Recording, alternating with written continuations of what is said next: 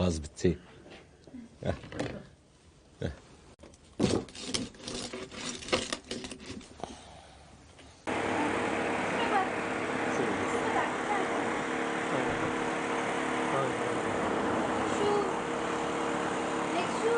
البروفيل تبع يوسف تبع الفيس عندك موجود؟ ما شاء الله. هلا بدك اياها؟ هلا نعم.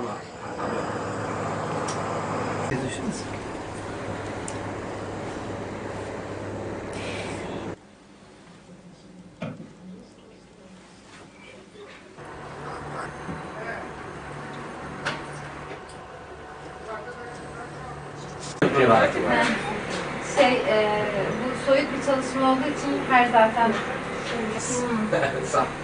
هو يعني الأعمال التجريدية yani bir sürü çiçek çeşitleri vardı bal yapmak için uygun vesaire ama şu anda peteklerin için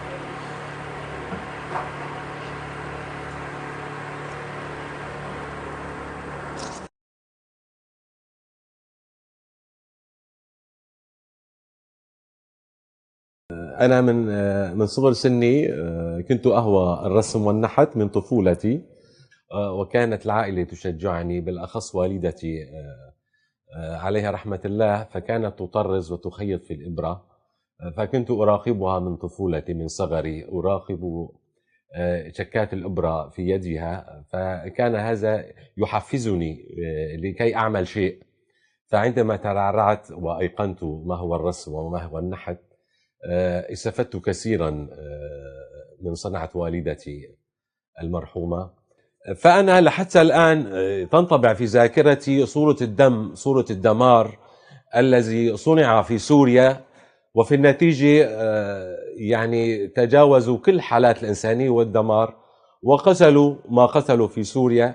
فهذه الصور وصور الخراب والدم لا تفارق ذاكرتي أبدا أبدا، من قتل الأطفال ودمار البيوت والجوامع والأماكن الجيدة والتاريخية في سوريا.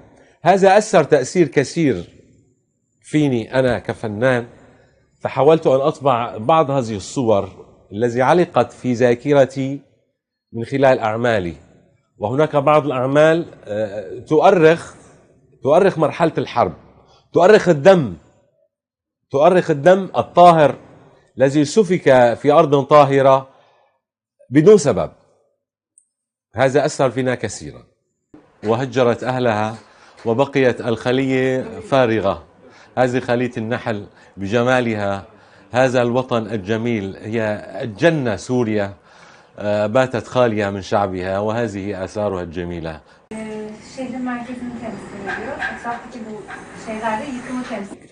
فبحثت في أسواق إسطنبول، وجدت اهتمام كثير من الأخوة الأتراك، وهناك متاجر ضخمة تعمل في مجال الأنتيك، فصلحت أكثر من 500 قطعة من الأنتيك. عندما أرمم شيء منتهي فأعيد إحياءه مرة أخرى، فهذا كان يحفزني، وكنت أرتاح كثيرا عندما كنت أحيي عملا قد هدر فأعيد إنشاءه بشكل لبق.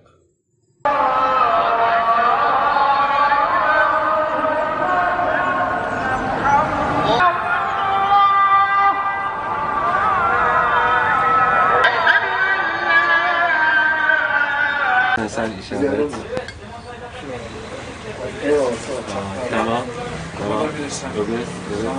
اي والله باك bu اشياء يعني لازم بشيء مثلا bu تعمير بشيء Oraları kapatabilirsin.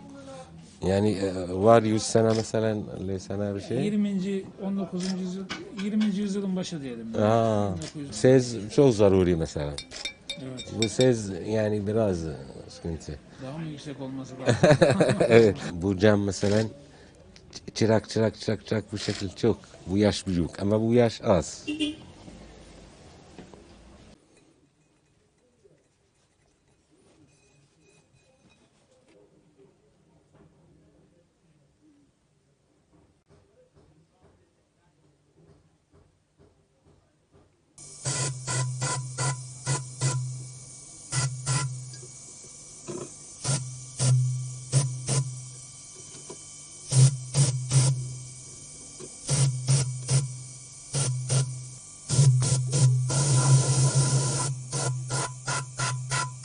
هناك أفكار كثيرة وعندي حلم كبير أن أنحت تمثال للسلطان محمد الفاتح في ساحل الإسكودار وأرجو من الله أن يتحقق هذا العمل للسلطان محمد الفاتح أن أضع نصبا كبيرا لهذا الفاتح الكبير اللي هو جدنا السلطان محمد الفاتح. نحاول أن نقدم الفنانين العرب المهاجرين في بقاع الدنيا أن نجعل لهم مركزا في اسطنبول بالتعاون مع الأستاذ طوران قشلقجي.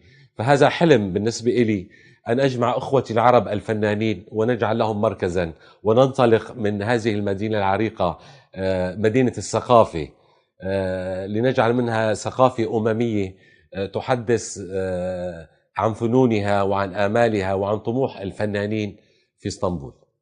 أنا كمواطن سوري مهاجر إلى دولة مضيفة اللي هي تركيا، يعني أنا أشكر الحكومة التركية والشعب التركي على ما قدموا للشعب السوري، الشعب المهاجر المجروح. فلقينا ترحيب جيد من أخوتنا وأهلنا الأتراك، وشعرنا أن هذا بلدنا الثاني وبين أهلنا وأخواننا الأتراك شعرنا في الأمان.